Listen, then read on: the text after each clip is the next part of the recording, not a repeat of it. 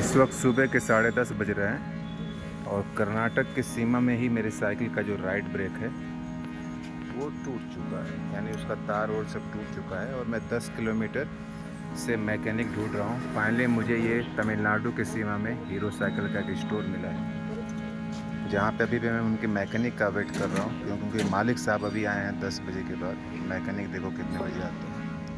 और ये ब्रेक की हालत ये है, और बिना ब्रेक के आप साइकिल कैसे चलाओगे? अभी 2-3 बार तो लोग मेरे से टकराते टकराते बचे हैं।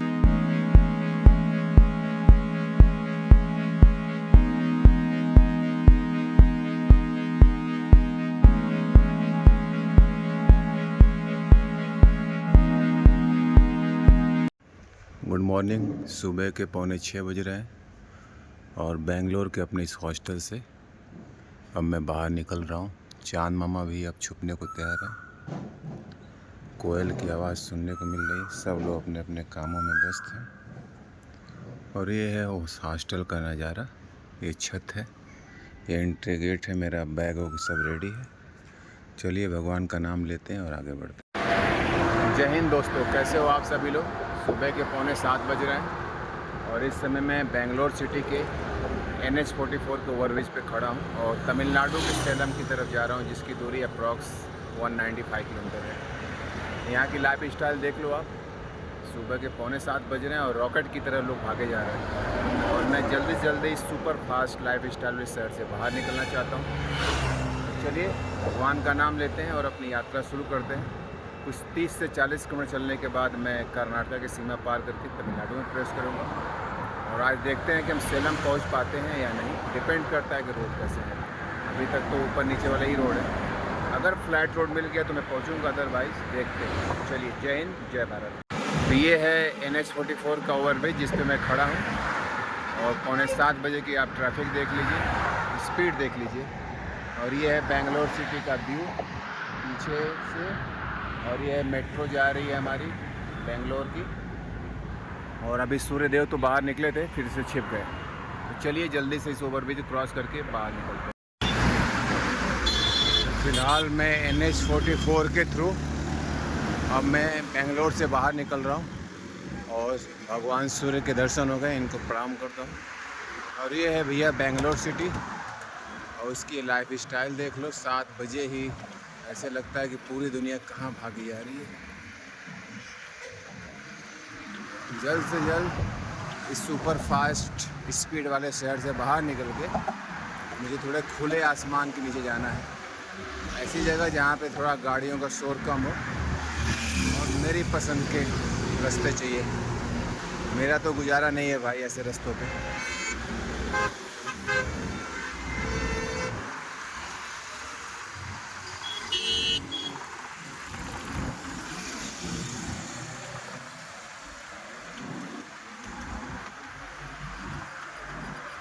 अभी सुबह के 8:45 बज रहे हैं और फाइनली मैं तमिलनाडु की सीमा में इंटर कर गया हूँ। ये होसूर का एक रेस्टोरेंट है जहाँ पर मैं इडली खा रहा हूँ। ये है तमिलनाडु का होसूर, जहाँ पे मुझे इडली मिला। कर्नाटका में अगर आप इडली खाते हो तो वहाँ पे केले के पत्ते पर नहीं देते हैं, सीधा कागज़ के पत्तल या तो प्लेट। अब आप तमिलनाडु में आ गए हो, जो कुछ भी खाने को मिलेगा केले के पत्ते मिलेगा। एक माजा मंगा दिया है और इडली खा के बाहर निकलते हैं। अभी एक साइकिल में एक प्रॉब्लम आ गई है, उसकी ब्रेक की तार टूट गई है, तो उसको भी रिपेयर कराना है। इस वक्त सुबह के 10:30 बज रहे हैं और कर्नाटक की सीमा में ही मेरी साइकिल का जो राइट ब्रेक है वो टूट चुका है, यानी उसका तार और सब टूट चुका है और मैं 10 किलोमीटर से मैकेनिक ढूंढ रहा हूँ। फाइनली मुझे ये तमिलनाडु की सीमा में हीरो साइकिल का एक स्टोर मिला है, जहाँ पे अभी भी मैं उनके मैकेनिक का वेट कर रहा हूँ, क्योंकि मालिक साहब अभी आए हैं 10 बजे के बाद। मैकेनिक देखो कितने बजे आते हैं। और ये ब्रेक की हालत ये है, और बिना ब्रेक के आप साइकिल कैसे चलाओगे? अभी 2-3 बार तो लोग मेरे से टकराते टकराते बचे हैं। यहाँ के लोग एक तो रैश ड्राइविंग कर रहे हैं, ऊपर से वो आपको शो करते हैं गलती तुम्हारी है। एनीवेज मैंने भी डिसाइड कर लिया कि भाई एक ब्रेक पे नहीं चलूँगा, जल्दी क्या है, नहीं तो फिर ये दुर्घटना ज़रूर करेगी। अभी मैं वेट कर रहा हूँ इनका मैकेनिक आ जाए, अपनी साइकिल को रिपेयर करते हैं। सीट भी थोड़ी ऊपर करेंगे और इस वक्त कई चीज़ें ख़राब हो गई हैं। ट्राइपॉड भी जो है वो भी बेचारा हिल रहा है, बैग भी फटा हुआ है और मुझे कोई मैकेनिक नहीं मिल रहा है। क्या बताएं, ना कोई सिलाई वाला मिल रहा है, ना साइकिल का मैकेनिक मिल रहा है, क्या क्या चीज़ें देखा जाए। लेकिन सब के बावजूद इरादे पूरे बुलंद हैं और मेरी यात्रा जारी रहेगी। हालांकि मुझे सलेम पहुंचना है आज, काफ़ी टाइम वेस्ट हो रहा है। देखते हैं ईश्वर क्या मर्जी कहाँ तक पहुंचाते हैं। तो पहले साइकिल को रिपेयर करते हैं, फिर सलेम की तरफ आगे बढ़ते हैं। करते करते करते करते बड़ा लैंग्वेज गए, बड़ा लैंग्वेज जाते जाते रोज आने किसी का 200 रुपये 700 क्या बोल रही हो। इस वक्त मैं तमिलनाडु के होसूर से सलेम की तरफ आगे बढ़ रहा हूँ और दिन के 12 बज रहे हैं। हाईवे ट्रैफिक है, धूप भी थोड़ी तेज़ी हो रही है और चूँकि साइकिल रिपेयरिंग का इश्यू था इसलिए काफ़ी टाइम लग गया। तो मैं 11:30 बजे होसूर से निकला और अभी नेशनल हाईवे 44 पे लगभग 4 किलोमीटर आगे आ गया हूँ। देखता हूँ कि आज मैं सलेम पहुँच पाता हूँ कि नहीं, क्योंकि आगे का जो रास्ता है 50 किलोमीटर के बाद वो लोगों ने बताया काफ़ी ऊंचा है। कृष्णागिरी के बाद घाट है और काफ़ी ऊंचे ऊंचे घाट है। सो आई एम नॉट श्योर कि मैं सलेम पहुँच पाऊँगा या नहीं। ऊपर वाले की मर्ज़ी, जहाँ पहुँचाएँगे। और चलिए अपनी यात्रा जारी रखते हैं और कृष्णागिरी पहले पहुँचते हैं, फिर आगे देखते हैं कि घाटों को कैसे पार करते हैं। जय हिंद, जय भारत। जय हिंद साथियों, कैसे हो आप सभी लोग। ये है नेशनल हाईवे 44 और ऑफिशियली मैं तमिलनाडु की सीमा में प्रवेश कर चुका हूँ 2 घंटे पहले। इस जगह का नाम है होसूर और ये तमिलनाडु का एक बहुत ही फेमस प्लेस है। आपने जो दिवाली में पटाखे फोड़े होंगे, क्रैकर्स, उसका ये एक बहुत बड़ा हब है। यहाँ पे लोग खरीदारी करने आते हैं। लेकिन तमिलनाडु में मेरा स्वागत कुछ अच्छा नहीं हुआ। दरअसल ये हुआ कि 6 बजे मैं बेंगलोर से निकल गया था और 10 किलोमीटर भी नहीं चला होगा एक्सप्रेस वे, तो मेरे दाहिने साइड का जो ब्रेक है वो टूट गया। तो एक ब्रेक लेके मैं 15 किलोमीटर तमिलनाडु की सीमा में आया। यानी कि जैसे मैं होसूर में प्रवेश किया तो ऑफिशियली मैं तमिलनाडु में गया। लेकिन सुबह का टाइम होने के नाते कोई दुकान खुली नहीं थी। दुकान खुली है 10 बजे। तो 15 किलोमीटर में तमिलनाडु की सीमा में दुकानें खोजता रहा। 10 बजे के बाद एक दुकान मिली, लेकिन ऊपर वाले जो भी करते अच्छा करते हैं। वहाँ पे मुझे एक सब्बीर भाई मिले जिनको मैं एक तरह से फरिश्ता बोलूँगा। केवल 50 रुपये चार्ज किया। वो था हमारे ब्रेक का तार चेंज करना। उसके बाद उन्होंने एक एक पार्ट को चेक किया। ब्रेक के जो गोटियाँ आती हैं जिससे वो टायर रुकते हैं, पीछे का तार, टायर में डग नहीं है, छर्रे नहीं है, हवा नहीं है, एक एक बोल्ट को चेक किया। इवन उन्होंने उन बोल्ट और नटों को चेक किया जो मुझे ऑफिशियली पता ही नहीं है कि यहाँ भी बोल्ट होते हैं। और वो एक तरह से कई ढीले थे, गिरने ही वाले थे। 1 घंटे तक उन्होंने मेरे साइकिल को रिपेयर किया। बोले कि भाईजान आपको जाना है, लेकिन 50 रुपये ही चार्ज किया। मैंने उनको कई बार बोला कि आपका जो चार्ज है ले लो। तो उन्होंने सलमान खान का एक डायलॉग दिया कि सब्बीर भाई जो एक बार बोल देते हैं उसके बाद खुद की सुनते नहीं हैं। तो उन्होंने एक्सेप्ट नहीं किया। अब मैं क्या कर सकता हूँ। मैं तो दिल से उनको दुआ ही दे रहा हूँ कि एक तरह से बंदा फरिश्ता है और मेरे साइकिल को बिल्कुल सही कंडीशन में कर दिया, नहीं तो आगे जाके मेरे लिए बहुत समस्या होती। चलिए, तो सब्बीर भाई को दिल से once again thank you so much. और मेरी साइकिल पीछे ही खड़ी है और मैं NH 44 पे हूँ। सबसे पहले मुझे तमिलनाडु के कृष्णागिरी पहुँचना है, जिसकी दूरी है 52 किलोमीटर। और उसके बाद सलेम, जो कि 100 किलोमीटर और आएगा। सुना है कि कृष्णागिरी के बाद काफ़ी ऊंचे ऊंचे घाट हैं। दिक्कतें आज भी आने वाली हैं। पहुंच पाऊंगा नहीं पहुंच पाऊंगा ऊपर की मर्ज़ी, लेकिन ऊपर वाले जहां भी भेजेंगे ठीक है। चलिए, दिन के 12 बज चुके हैं और काफ़ी टाइम चला गया, लेकिन जो हुआ अच्छा ही हुआ। अब अपनी यात्रा हम यहाँ से होसूर से कृष्णागिरी की शुरू कर रहे हैं। 52 किलोमीटर चलेंगे और उसके बाद 100 किलोमीटर और कोशिश करेंगे। डिपेंड्स करता है रोड कैसे हैं। जय हिंद, जय भारत। इस समय दिन के 1 बज रहे हैं और मैं NH 44 पे तमिलनाडु के होसूर में लगातार आगे बढ़ता जा रहा हूँ। होसूर दरअसल तमिलनाडु के कृष्णागिरी ज़िले का एक पार्ट है। और जो सामने आपको ये नारियल के पेड़ वगैरह दिख रहे हैं और उसके पीछे जो पहाड़ियाँ आपको दिखेंगी, ये ईस्टर्न घाट की पार्ट है। ईस्टर्न घाट में भी सूलगिरी पहाड़ियाँ हैं। सामने एक बोर्ड आ रहा है जो कि शो करेगा कि मैं जा कहाँ रहा हूँ। सो मैं जा रहा हूँ सलेम। सलेम की दूरी अभी भी कम से कम 140 किलोमीटर है और इतना आसान रास्ता है नहीं भाई। क्योंकि ईस्टर्न घाट जो पहाड़ियाँ हैं ना बहुत ऊंची नीची हैं, इसमें कई ऐसे घाट हैं जो 4-4, 5-5 किलोमीटर मुझे पैदल ही चलना पड़ेगा। सो आज भी बड़ा मुश्किल है कि मैं पहुंच पाऊंगा कि नहीं सलेम। पहले कृष्णागिरी को कवर करते हैं, उसके बाद देखते हैं कि हम कहाँ पहुंच पाते हैं।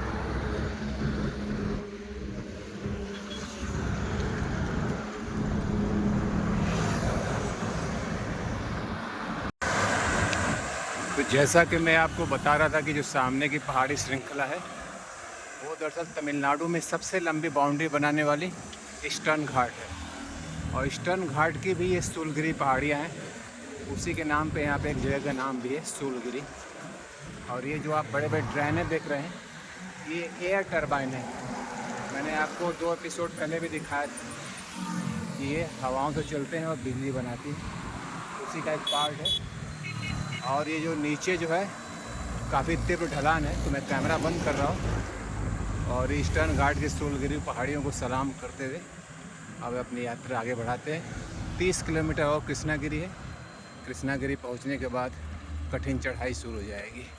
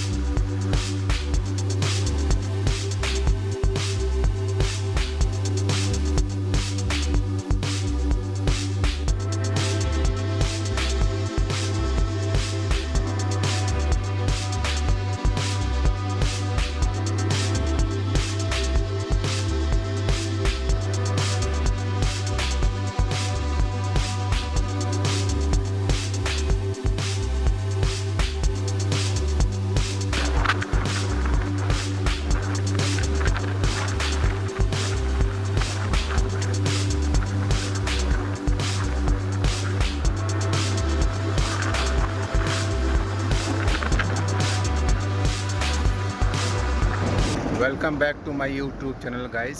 शाम के 5:30 बज रहे हैं और सुबह 5 बजे मैंने बेंगलोर से अपनी यात्रा प्रारंभ की थी। 130 किलोमीटर का सफ़र पूरा करके इस समय मैं सलेम डिस्ट्रिक्ट तमिलनाडु में तो आ चुका हूँ, लेकिन अभी जो शहर है वो अभी भी 20 किलोमीटर है। बहुत ढेर सारी ऊपर नीचे घाटों से होते हुए हाई टेम्परेचर तेज़ हवाओं का सामना करते मैं आया हूँ। इतनी थकान है कि बस मन कर रहे हैं सो जाऊँ, लेकिन अभी 20 किलोमीटर जाना है।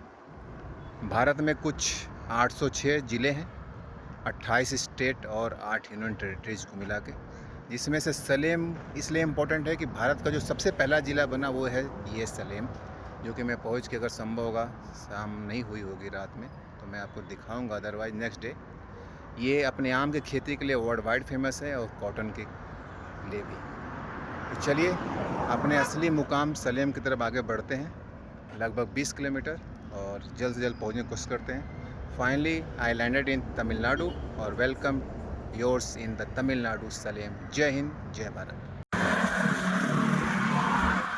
इस वक्त मैं NH-44 के थ्रू सलेम सिटी की तरफ आगे बढ़ रहा हूँ, जिसकी दूरी है करीब यहाँ से 22 किलोमीटर। सूर्यदेव अस्त होने वाले हैं और इससे पहले कि अंधेरा हो, 1.5 घंटे का टाइम है मेरे पास, मैं लगातार आगे बढ़ रहा हूँ। ये जो साइड आपको दिख रहा है उसके से 3 किलोमीटर दूर पे ही सेलम एयरपोर्ट है, जहाँ से अभी एक चार्टर फ्लाइट वो दूर आपको सनराइज के पीछे दिख रही होगी, वो चार्टर प्लेन उड़ रही है, वो यहीं से उड़ रही है। बहुत हाई स्पीड गाड़ियाँ चल रही हैं, इसलिए अब मेरा फोकस अपने ड्राइव पर रहेगा और सलेम शहर के करीब पहुँच के फिर आपसे बात करते हैं।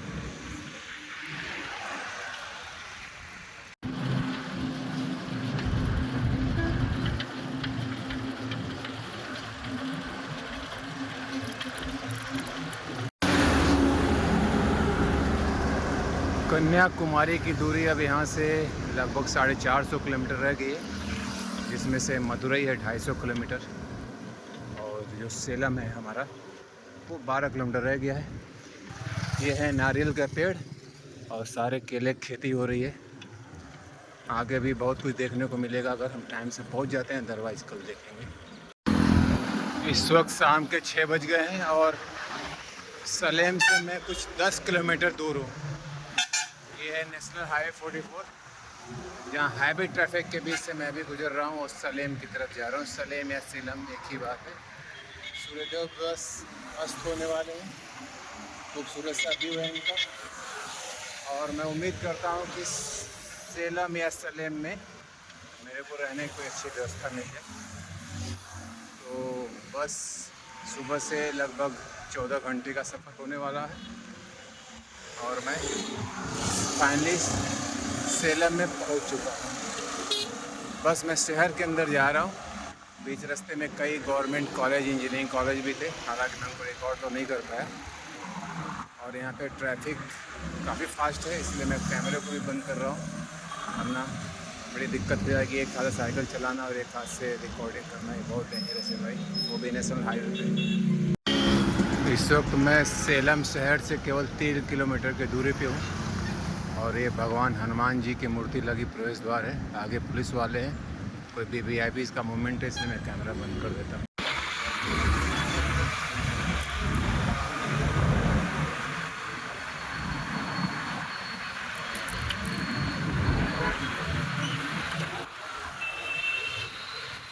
हाय guys, welcome back to my YouTube channel. शाम के 6:45 बज रहे हैं और finally I landed in Tamil Nadu Salem या सलेम। सुबह 5 बजे मैंने अपनी यात्रा शुरू की थी और ये है तमिलनाडु का सलेम। पीछे से नेशनल हाईवे जा रहा है और मैं आ चुका हूँ सलेम में। यहाँ से 2 किलोमीटर दूर पे मेरा अकोमोडेशन है जहाँ मैं जा रहा हूँ, लेकिन हैवी ट्रैफिक की वजह से मैं रिकॉर्ड नहीं करूँगा। यहाँ तक आपने मेरा वीडियो देखा, thank you so much. Please share, like and subscribe. कल मैं मदुरई की तरफ अपनी यात्रा प्रारंभ करूँगा, जिसकी दूरी है 250 किलोमीटर और अब अप्रॉक्स 500 किलोमीटर रह गया है कन्याकुमारी, जो कि मेरा मंजिल है, मेरे ड्रीम लोकेशन। तो चलिए अपने ड्रीम लोकेशन और डेस्टिनेशन को भी जल्द से जल्द कवर करने की कोशिश की जाएगी। जय हिंद, जय Bharat. Hi guys, welcome back to my YouTube channel. रात के 8:30 बज रहे हैं। इसके पहले जब मैंने बोला था कि मैं सेलम पहुँच गया, तो वो 4 किलोमीटर पहले था और जहाँ पे मैंने एक होम स्टे बुक किया था उनको मैंने कॉल किया, लेकिन उनका जो व्यवहार था, रिस्पांस जो मुझे अच्छा नहीं लगा। एक तो कई बार कॉल करने के बाद बंदे ने फ़ोन नहीं उठाया, उसके बाद किसी का नंबर दिया, वो भी अच्छा से रिस्पॉन्ड नहीं किया। तो फिर मैंने अपनी साइकिल स्टार्ट की और ख़ुद मैंने सेलम में अपने बल पे रूम खोजा। लोगों से पूछता रहा, लोगों ने बताया कि ओल्ड टाउन रेलवे स्टेशन चले जाओ और फाइनली देखो ये है हमारा CM residency old town railway station में। ये नीचे का व्यूज़ है सेलम का और मैं यहाँ पे हूँ और मैंने इसको ना 530 यानी 550 रुपये में मैंने अपना रूम बुक कर लिया and finally I am very happy. मैं यहाँ पे आ गया हूँ और मैं निश्चिंत हूँ। आप कहीं भी जाओगे तो 500 से नीचे कौन सा आपको रूम, प्राइवेट रूम मिलता है। वैसे भी मैं तो ज़मीन पे सो रहा था, स्टेशनों पे, पेट्रोल पंप पे, ढाबों पे बहुत रातें गुजारी है। बट जब कोई ऑप्शन नहीं होता है, इतनी बड़ी सिटी में आप पेट्रोल पंप पे नहीं रुक पाओगे, क्योंकि यहाँ का जो पेट्रोल पंप है तमिलनाडु में वो 24 आवर्स ओपन होता है। दूसरी बात, यहाँ पे वुमेंस को बहुत प्राथमिकता देते हैं। यहाँ की हर दुकान पे आपको वुमेंस लड़कियाँ मिलेंगे। पेट्रोल पंप पर भी मोस्टली 90% लड़कियाँ मिलती हैं, तो आपको स्टे नहीं करने देंगे। थोड़ा तमिलनाडु का जो कल्चर है ना, वो थोड़ा ऑर्थोडॉक्स है। महिलाओं के साथ आपका बहुत घुलना मिलना यहाँ के लोग बहुत पसंद नहीं करते हैं। मॉडर्न जनरेशन की बात अलग है, पर मैंने देखा है कि यहाँ की जो लड़कियाँ, महिलाएं हैं, वो आप सबके साथ मिक्स होती नहीं हैं। तो अपना अपना कल्चर है, सबकी अपनी खासियत है। उनकी पसंद उनके साथ, मेरी पसंद मेरे साथ। चलिए, यहाँ तक आपने मेरा वीडियो देखा, थैंक यू सो मच। जय हिंद, जय भारत। कल मदुरई की तरफ प्रस्थान करेंगे, सुबह निकलेंगे, जितना दूर जा सकते हैं जाएंगे और नेक्स्ट 5 डेज में कोशिश रहेगी कि हम अपनी ड्रीम डेस्टिनेशन कन्याकुमारी में लैंड करें। जय हिंद, जय भारत।